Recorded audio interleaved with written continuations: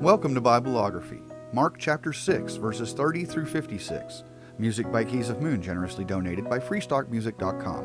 Read by Kelly McClinton. Please remember to like, comment, and subscribe if you've enjoyed my work. That's what keeps creators like myself excited to create. Thank you for watching. The apostles gathered around Jesus and reported to him all they had done and taught.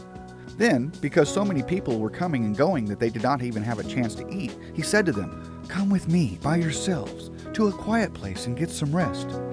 So they went away by themselves in a boat to a solitary place.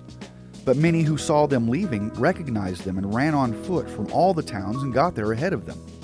When Jesus landed and saw a large crowd, he had compassion on them, because they were like sheep without a shepherd, so he began teaching them many things. By this time it was late in the day, so his disciples came to him. "This is a remote place," they said, "and it's already very late. Send the people away so they can go to the surrounding countryside and villages and buy themselves something to eat."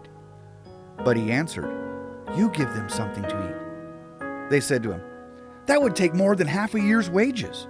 Are we to go and spend that much on bread and give it to them to eat?" "How many loaves do you have?" he asked. "Go and see." When they found out, they said, 5 and 2 fish.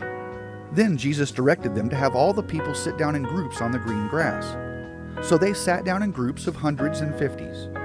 Taking the 5 loaves and the 2 fish and looking up to heaven, he gave thanks and broke the loaves. Then he gave them to his disciples to distribute to the people.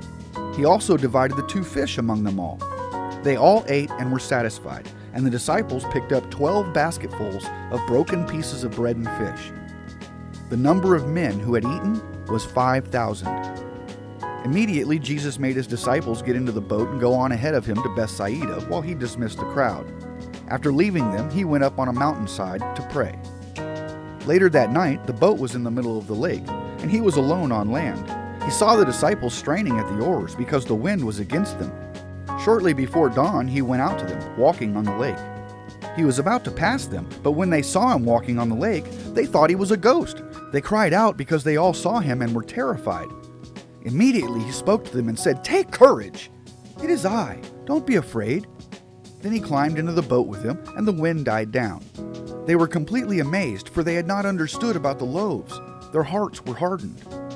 When they had crossed over, they landed at Gennesaret and anchored there. As soon as they got out of the boat, people recognized Jesus. They ran throughout the whole region and carried the sick on mats to wherever they heard he was.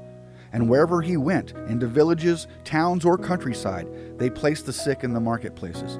They begged him to let them touch even the edge of his cloak, and all who touched it were healed.